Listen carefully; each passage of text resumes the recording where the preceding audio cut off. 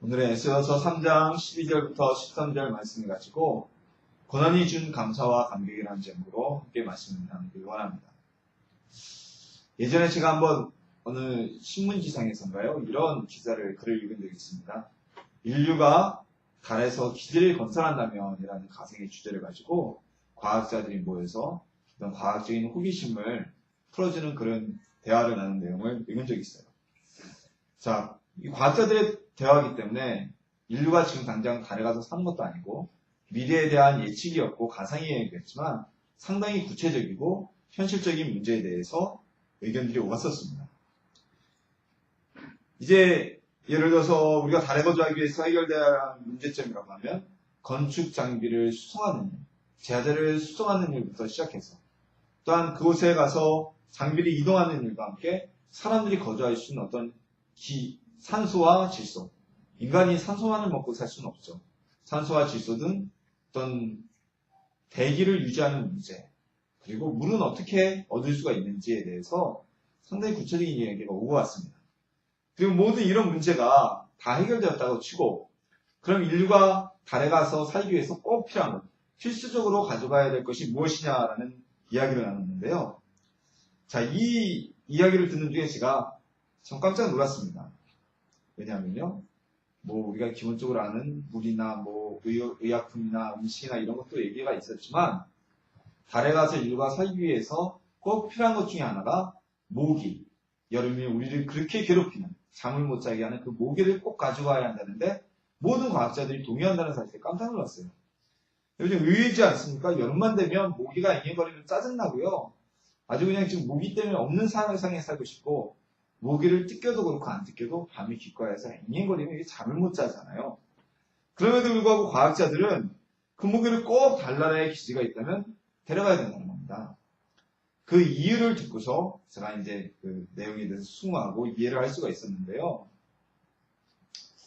자, 왜냐면요, 만약에 달기지에 인류에게 좋은 것만 가져가고 모기 같은 해충을 가져가지 않았다고 치면 달기지에서만 태어나고 자란 사람이 만약에 지구를 방문한다면, 그래서 지구에서 모기에게 물린다면 이 사람은 지구인에게는 아무 문제가 없는 모기에 물린 것 때문에 생명이 위험해질 수도 있다는 이야기였습니다. 모기가 우리를 따갑게 하고 귀찮게 하지만 모기에게 물림으로 인해서 모기가 우리의 피를 빨아갈 때마다 우리 몸은 스스로 면역력을 강화시켜준다는 이야기였습니다. 그래서 사람의 면역력 강화를 위해서라도 달기지나 우주기지에 모기는 꼭 가져가야 된다는 이야기였습니다. 과거에 잉카 제국이라는 제국이 남미에 굉장히 번창했잖아요. 오늘날 페루와 칠레에 임하는 굉장히 커다란 대제국이었습니다. 근데 이 제국이 멸망당한 게 스페인의 168명의 정복자들에 의해서 이 제국이 멸망당했어요. 군대만도 10만 명, 20만 명이었다는 그 제국이 세계사의 미스테리 중에 하나인데, 실질적으로 과학자들, 역사학자들이 이야기하기를 잉카가 멸망한 것은 168명의 스페인 군인들이 강해서가 아니라 여러 가지 요인이 있지만 그들이 갖다 잉카 사람들에게 옮긴 독감 바이러스 때문이다라는 얘기를 굉장히 설득력 있게 합니다. 왜냐면 그때까지는 잉카는 더운 나라잖아요. 잉카 제국에는 독감 바이러스라는 게 존재하지 않았다고 해요. 감기 바이러스라는 것이. 그래서 스페인 사람들이 가서 독감 바이러스를 전했을 때 많은 잉카 사람들이 면역력이 없었기 때문에 엄청난 숫자의 잉카인들이 독감에, 감기에 걸려서 죽게 되는, 생명을 잃게 되는, 그래서 국력이 확 기울어지는, 잉카가 망하게 되는 이유 중에 하나였다고 합니다. 그래서 지금도 아마존 밀림에 가면 아마존의 밀림 부족들은요, 브라질 정부나 이런 밀림 정부들에 의해서 외부인 적들이 철저하게 차단됩니다. 왜냐면 그 부족에게 없는 질병이 우리 외부인들을 통해서 전파될까봐요. 자, 여름이면 지긋지긋한 모기가 우리 사람의 면역력을 키워주는 효과를 가지고 있다고 합니다. 자, 누구나 피하고 싶고요. 그리고 다시는 기억하기도 싫은 고난과 고통들이 우리의 삶에 있을 수가 있습니다. 앞으로 다가올 수가 있습니다. 그럼 이 고난과 고통은 우리의 삶을 무엇을 만들까요? 우리 고난은 백해무익한 것일까요?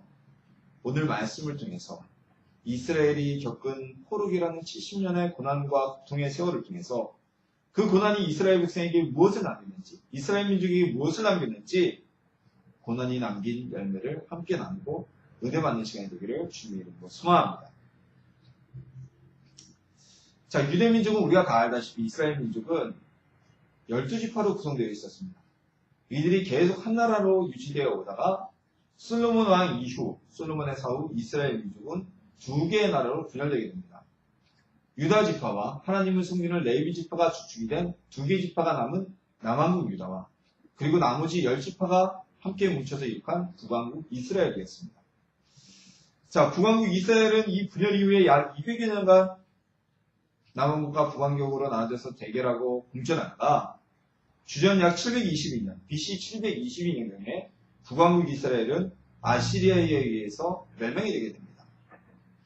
북왕국 이스라엘의 주민들은 나라가 망해 포로가 되어서 아시리아로 끌려가거나 혹은 형제의 민족인 한 민족인 남왕국 유다로 피난하여서 이주해 올 수밖에 없었습니다. 자, 그러나 남왕국 유다조차도 하나님의 끊임없는 경고와 회개하라는 그 말씀에 순종하지 아니하다가 결국 주전 587년 만에 신바빌로니아 제국에 의해서 멸망을 당합니다. 우리 성경에 바빌론 제국의 느부갓네살이라고 기록되어 있는 이 신바빌로니아 제국에 의해 멸망이 되게 되고요. 그리고 이 유다인들을 바빌론의 느부갓네살 왕이 전부 다 끌고서 포로로 끌고서 메소포타미아죠. 오늘날의 이라크가 있는 그 지역으로 끌고 가게 됩니다. 그리고 남유다에는 누가 남겼느냐? 남유다에는 비루한 자들, 한마디로 집도 없고 가난하고 아무 쓸모없는 사람만 남기고 그리고 다른 민족을 남유다 지역에 이스라엘족이 이주를 시켰습니다. 자, 이후로 첫 포로의 귀환, 다시 이스라엘 백성이 포로에서 이스라엘 땅으로 돌아오는 데까지 약 70년이나 되는 시간 동안 이스라엘 민족은 타국에서 머나먼 타지에서 온갖 고난을 당하며 살게 됩니다. 70년이라는 세월은 굉장히 긴 세월입니다. 우리나라 올해 광복으로부터 70년째 되는 해죠. 보통 인류의 세대를 한 세대를 30년이라고 하면 70년이라는 세월은 두 세대가 지나간 오랜 기나긴 시간이었습니다. 우리나라도 일제 식민 36년간의 고통의 세월을 지났습니다. 그럼에도 그 36년 동안 심겨진 일제의 잔재는 70년이 지난 오늘에 우리의 생활과 그리고 정치와 과학과 그리고 문화와 학문 가운데 아주 깊이 뿌리박고 있습니다. 하물며 70년 동안 자기네 땅이 아닌 이방 나라에 끌려가서 거주했던 이스라엘인들은 어떠했겠습니까? 그들은요, 신앙의 중심인 성전도 사라져버렸고요. 돌아갈 땅도 없었고요. 이주민들이 이미 차지해버렸으니까요. 나라도 잃어버렸고요. 전쟁통에 가족들도 잃어버렸고, 재산도 잃어버리고, 하나님의 성전까지 모든 것을 잊어버린 이스라엘 백성이었습니다. 지금도 일제시대에 고통받은 우리 민족들, 특히 이 나라 이 땅에서 살지 못하고 상해나 만주로 가서 고난받고 심지어는 중앙아시아로까지 끌려갔던 그들의 이야기를 들으면 아직까지도 일본이란 나라에 대한 분노가 치밀어 옵니다. 자, 근데 고국도 아닌 타국에서 우리 민족은 이 한반도 내에서 살기로 했죠. 타국에 가서 돌아갈 곳도 없었던 이스라엘 민족의 고통은 과거 우리나라의 식민통치 시대와는 비교할 수 없는 더 크나큰 고통을 맛보고 있었을 것입니다. 하나님께서 예레미야 선지자를 통해서 이스라엘 백성이 끌려가기 직전부터 너희가 70년이 차면 이 땅으로 내가 다시 돌아오게 하리라 라는 약속을 주셨죠. 예레미야 선지자를 통해 했던 하나님의 약속의 말씀처럼 예언의 말씀처럼 포로된 지 70년이 되는 해 하나님께서는 이스라엘 백성을 다시 가나안 땅으로 돌려보내십니다. 당시 페르시아 왕이었던 고레스를 통해서 그의 마음을 감명시키시고 그를 통하여 모든 이스라엘 민족이 원하는 사람은 누구나 다 가나안 땅, 그들이 먹고 자라고 국을 이룰 수 있었던 그 땅으로 돌아오게 되었던 것입니다. 더군다나 이 고레스는요, 이스라엘 사람들만 보낸 것이 아니라 과거 느부갓네살 왕이 예루살렘 성전에서 약탈해온 성전의 기물들, 금그릇과 성전에서 쓰이던 모든 것들, 제사장의 옷들과 같은 그 모든 재산까지도 반납하여서 이스라엘 백성이, 민족이 이스라엘 가나안 땅으로 돌아오게 허락하여 줍니다. 이것은 정말 놀라운 하나님의 역사가 아닐 수가 없습니다. 이민족 우대 정책에 의해서 이스라엘 민족을 다시 가나안 땅으로 돌려보낼 수는 있습니다. 거기까지는 그렇다고 쳐요. 그런데 성전에서 가져온 금은 기물들, 엄청난 재산입니다. 그것들을 전부 다 이스라엘 백성에게 다시 돌려주었다는 겁니다. 제사장이 입고 있던 옷을 그대로 보관했다가 70년 만에 그 애봇을 다 이스라엘 백성에게 돌려줬다는 것입니다.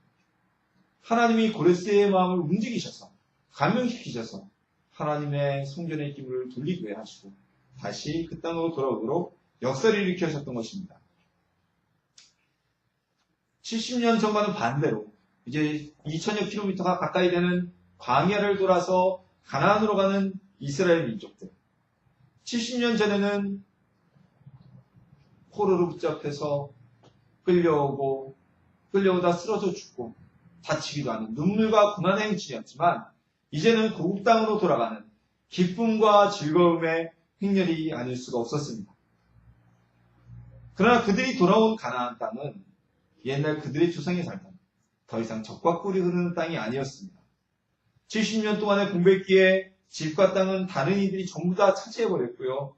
그리고 이스라엘 민족의 정신적인 지주이자 신앙의 중심이었던 예루살렘 성은 완전히 무너져서 폐허가 되어버렸고요.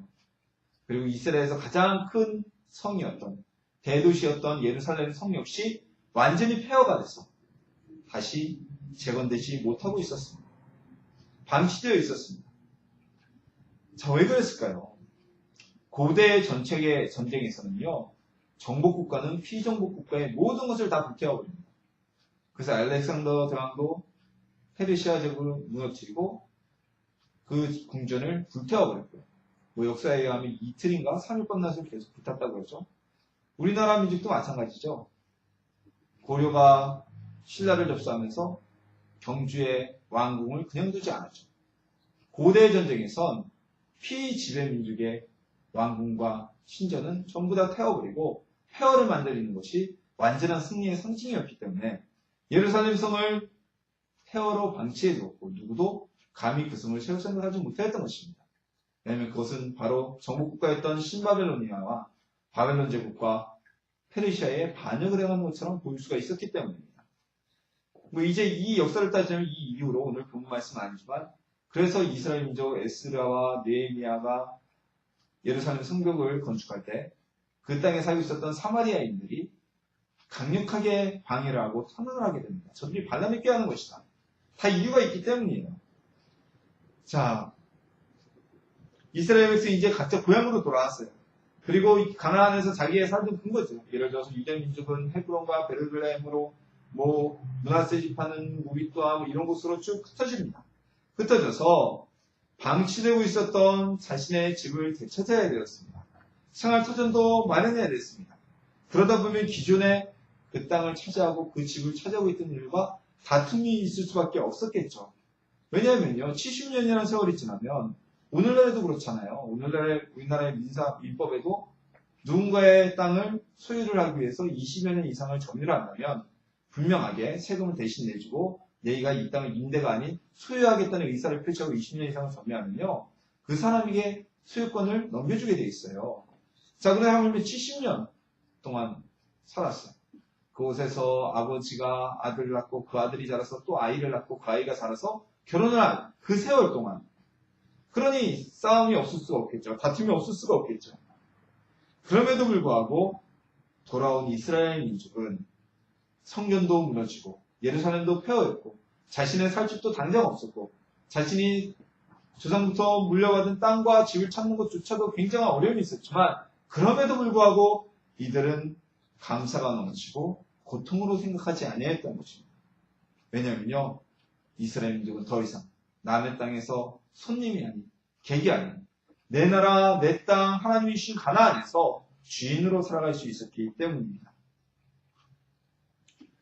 이제 이스라엘 백성들이 가나안으로 돌아온 지 7개월 동안 열심히 자신의 땅을 찾고 때로는 집을 짓고 비어있는 집은 수리하고 생활터전을 마련합니다.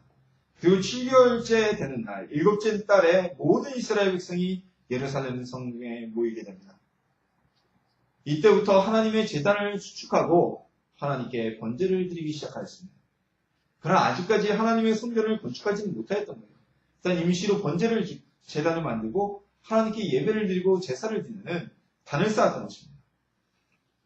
그리고 마침내 이들이 이스라엘 가나안 땅으로 돌아온 뒤 2년 2개월 만에 성전의 건축을 시작하게 됩니다. 하나님의 전을 건축하기 시작하게 됩니다.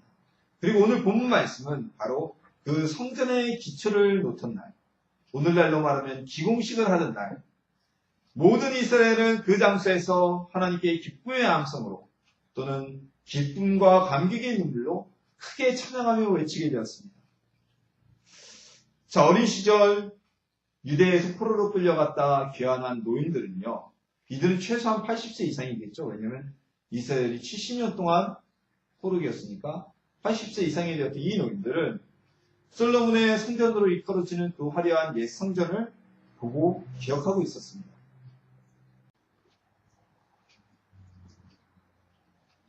이 노인들은 예루살렘 성전의 기초를 두고 오늘 본문 말씀에 보면 옛 성전을 기억함으로 대성통곡하였다고 기록되어 있습니다. 이 통곡에는 두 가지 의미를 우리가 둘 수가 있어요. 두 가지를 유추할 수가 있어요. 무엇이냐? 첫 번째로는 옛날의 그 성전, 자신들이 바라보고 기억하고 있던 그 성전이 다시 건축될 수 있다는 기쁨에 너무나 기뻐서 통곡을 하게 된 거라고 볼 수 있습니다. 우리가 이상가족 찾기나 오랫동안 헤어졌던 가족이 만나게 되면 그냥 기뻐서 웃는 게 아니라 대성통곡을 하게 되죠. 그와 같은 모습이라고 볼 수도 있고요. 또 하나는 옛날 과거에 보았던 솔로몬 성전의 영광이 너무 화려했기 때문에 그 성전에 비해서 너무나 보잘것없는 지금 성전을 보고 감사하기도 하지만 속상한 마음에 대성통곡하였다. 이렇게 볼 수도 있습니다. 근데 이거는 당시에 성전이 완전히 건축된 것도 아니고요. 기초만 닦았기 때문에 아무래도 설득력이 떨어지겠죠. 이 노인들과 제사장들, 이스라엘의 원로들은 과거 하나님의 성전의 영광을 기억하면서 그 성전이 다시 회복되어온다는 사실에 너무 감격하여서 눈물을 그칠 수가 없었습니다. 그에 비해 대다수의 유다인들은 기쁨의 함성으로 하나님을 찬양합니다. 이들은 누굽니까? 바로 포로기 때 유대에서 태어난 자들이 아니라 포로기 때 이방 나라인 메소포타미아에서 나고 자란 2세들이나 3세들이었던 겁니다. 이들은 자신들의 아버지, 어머니, 할아버지, 할머니로부터 들은 성전의 이야기를 기억하고 있었습니다. 마음에 품고 있었어요. 그리고 그들이 꿈꾸에 그리던 그 성전이 자신의 부모와 아니면 할아버지, 할머니들이 알고 있었던 그 성전을 이제 당신들의 눈으로 직접 보고 건축할 수 있게 됐다는 사실에 기쁨과 감사의 노래를 찬양을 들렸던 겁니다. 자, 우리나라 1945년 8월 15일 날 우리나라가 일본으로부터 해방되었을 때 과거 독립된 조선이나 우리나라의 모습을 기억하지 못하던 37세 이하의 사람들도 조국의 강국을 다 기뻐하며 만세를 부렸지 않습니까? 그것과 마찬가지의 같은 마음이라고 이해를 하면 될 겁니다. 자, 이들이 성전의 기초만 보고서 기뻐한 이유가 무엇일까요? 이스라엘 백성들이요, 민족들은요, 예전 솔로몬의 그 화려한 성전이 있었을 때, 그때 하나님을 섬기는 걸 기뻐하지도 않고 귀찮아했습니다. 유다 제1의 도시 예루살렘 그 성이 유다에서 가장 큰 성으로, 가장 큰 도시로 번성하고 있을 때에도 이스라엘 민족은 하나님께 감사하지 못하였어요. 그런데 폐허로 변한 예루살렘과 성전의 기초만 봐도 격한 반응을 일으킬 수 있었던 것, 감사의 찬양을 드리고 감사의 눈물을 흘릴 수 있었던 것은 그들이 포로기에 70년 동안 겪은 고난과 고통 때문이었던 것입니다. 70년 동안 다음의 나라에 끌려가서 그곳에서 나라 잃은 민족, 성전 없는 민족, 그들이 보낸 시간은 이런 작은 일에도 감사와 찬양을 드릴 수 있는 감격과 은혜를 허락하여 있고요. 그로 인해서 수천 킬로미터를 행군하여 돌아온다 해도 불평하는 이가 없었고, 그리고 되돌아온 땅에서도 내가 집을 짓고 나의 집을 차지한 이들과 다툼을 겪으면서 그 땅을 빼앗는 그러한 고통 속에서도 아무도 그걸 번거로워하거나 슬퍼하지 않았던 것입니다. 성전이 잃어버리지도 그리고 나라를 빼앗겨보지도 않았던 그들의 선조들 조상들은요, 작은 고난과 어려움에도 하나님을 멀리하고 불평했고, 그리고 그들은 조금만 잘 된다 그러면 하나님을 잊어버리고 우상을 따라갔지만 70년 동안 고난을 겪고 고통을 겪었던 이들은 이 70년의 긴 세월에보다는 이스라엘 민족에게 더욱 강인함과 하나님을 의지하는 믿음이라는 선물을 주었던 것입니다. 솔로몬 성전이 건축되었을 때 그 성전의 건축을 가장 기뻐했던 사람은 솔로몬 한 명이었습니다. 그러나 이 성전이 오늘 에스라서에서 건축되기 시작할 때 이 성전의 건축은 모든 이스라엘 민족의 기쁨이 되었습니다. 고난은 이들에게 불평과 불만이 아닌 하나님께 감사와 기쁨을 드릴 수 있는 모습으로 변화시킬 수 있었던 것입니다. 오늘 말씀에 결론 한번 지어보겠습니다. 리사 랭킨이라는 의사가 저술한 치유혁명이라는 소설에는요, 최근에는 회복탄력성이라는 단어가 언급이 되었습니다. 여러분 최근에 아마 신문이라거나 인터넷 기사 쪽을 보시면 회복탄력성이라는 단어에 대해서 많이 읽어보셨을 거예요. 이 외상후 스트레스 증후군이라는 것을 많이 들어보셨죠? 보통은 우리가 미국에서 전쟁 이후에 일어나는 스트레스를 얘기하지만, 그래서 오늘날 우리 사회도 마찬가지입니다. 어떤 큰 사건을 겪은 이후에 그 충격으로 인해서 그 사건으로 일어난 충격에서 벗어나지 못하는 것을 외상후 스트레스 증후군이라고 얘기합니다. 그러나 현대 상담학에서는요, 많은 사람들이 외상후 스트레스 증후군에서 빠져나오지 못한다고 하지만 현대 상담학에서는 이들이 외상후 스트레스 이후에 큰 스트레스를 겪은 이후에 오히려 외상후 성장, 포스트 트라우마 그로우스라는 외상후 성장을 이루는 일이 더욱더 많다고 강조하고 있습니다. 즉 고난을 통해서 삶이 성장하게 되고 삶의 의미를 다시 생각하게 되고 그리고 영적인 성장을 가져오게 된다고 이야기를 합니다. 이 외상후 성장, 큰 고통과 어려움을 겪고 난 이후에 자신의 삶에 대한 정신적인 또한 삶의 질 높아지는 성장은 바로 고난에 대한 회복력이 높은 회복 탄력성이 높은 사람들에게서 더 쉽게 일어나고 발견되게 됩니다. 자, 이스라엘은 70년 동안의 포로기 동안 바로 이 회복 탄력성을 하나님이 강화시켜 주셨습니다. 포로기를 통해 이들에게 영적 성장이 이루어졌습니다. 포로기를 통해서 고난과 고통으로부터 단련된 이들은 그들의 조상보다 하나님을 더 찾게 되어지고 고난 가운데서 불평하지 아니하고 하나님께 그 가운데서도 감사할 수 있는 민족이 되었던 것입니다. 바로 고난이 이스라엘 민족에게 준 선물입니다. 우리에게도 오늘날 오는 고난은 우리의 회복 탄력성을 강화시켜줍니다. 우리의 회복 탄력성을 높여줍니다. 우리의 고난은 외상후 스트레스 증후군을 주는 것이 아니라 우리에게 외상후 성장을 통해 예수 그리스도를 향한 영적 성장이 늘어나게 되고 하나님을 향한 믿음이 성장하게 되는 축복을 주신다는 겁니다. 고린도전서 10장 13절에는 이런 말씀이 기록되어 있습니다. 사람이 감당할 시험 밖에는 너희가 당한 것이 없나니 오직 하나님은 믿으사 너희가 감당하지 못할 시험당함을 허락하지 아니하시고 시험당할 즈음에 또한 피할 길을 내사 너희로 능히 감당하게 하시느니라. 하나님께서는 우리에게 감당하지 못할 시험을 주지 아니하시고 우리가 감당할 수 있는 시험을 주셔서 그 시험을 통해 우리가 스스로 강해야 되고 강해지고 회복 탄력성이 강화되고 그 고통 이후에 오히려 큰 은혜와 축복과 하나님의 선물을 받게 되는 자들이 되게 만들어 주신다는 겁니다. 우리 자녀 여러분, 우리에게 시련이 와도 고통이 와도 그걸 피하거나 좌절하거나 낭망하지 마십시오. 우리가 그 시험과 고통을 승리하면 주님께서는 우리를 단련하셔서 우리가 그 시험을 통해 단련되면 우리를 순금과 같이 하나님께 나아갈 수 있는 은혜를 베풀어 주실 것입니다. 고난 가운데 우리를 성장시키시는 하나님, 고난을 통해서 스스로 성장하여지는 우리들, 그 고난을 통해서 더욱더 강인하여지는 하나님의 백성이 될 수 있음을 기억하고 고난을 통해 70년의 포로기를 통해서 성장되어진 신앙적으로 성장되어지고 그들의 삶 가운데서 성장되어진 이스라엘 백성을 통해 우리도 하나님 앞에서 더욱더 성장하는 고난으로 인해 넘어지지 아니하고 승리하여 나가는 주의 백성이 되기를 예수님의 이름으로 축원합니다.